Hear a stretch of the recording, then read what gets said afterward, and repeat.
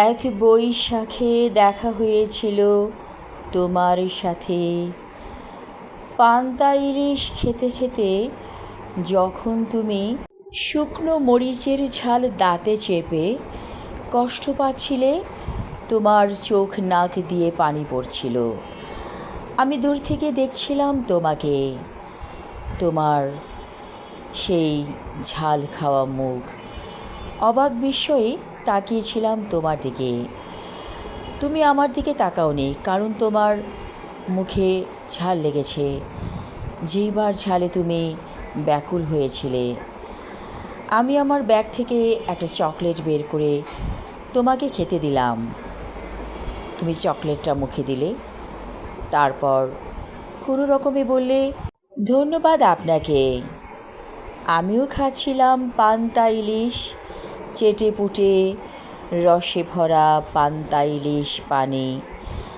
কী যে মজা লাগছিল সেই মাছ ভাজাটা। আজ থেকে বহু বছর পরে মনে পড়ে গেল সেই বৈশাখের দিন। তুমি বললে খাবার পর, এক কাপ চা হলে কেমন হয়, খাবেন তো? আমি বললাম চা খাবো। তারপর দুজনে চলে এলাম রমনা পার্কের একেবারে গভীরে গাছের ছায়ায়। তপ্ত দুপুর আমাদেরকে ক্লান্ত করে দিচ্ছিল, কিন্তু গাছের মৃদু ছায়ায় যেন একটু শীতলতা। তারপর চাওয়ালার কাছ থেকে 2 কাপ চা, প্লাস্টিকের কাপ, ওয়ান টাইম ইউজের। চায়ের বিল তুমি দিলে। একটা সিগারেট কিনলে তুমি চাওয়ালার কাছ থেকে। চারদিকে ধোঁয়া ছড়িয়ে দিয়ে বললে, বেঁচে থাকাটা অনেক সুন্দর, চমৎকার। কি পড়ছেন আপনি? আমি বললাম অনার্স সেকেন্ড ইয়ার। তুমি বললে, আমি ফাইনাল ইয়ার। আমি বললাম, তাহলে তুমি করে বলুন। তারপর আমরা দুজনের দুজনার নাম জেনে নিলাম।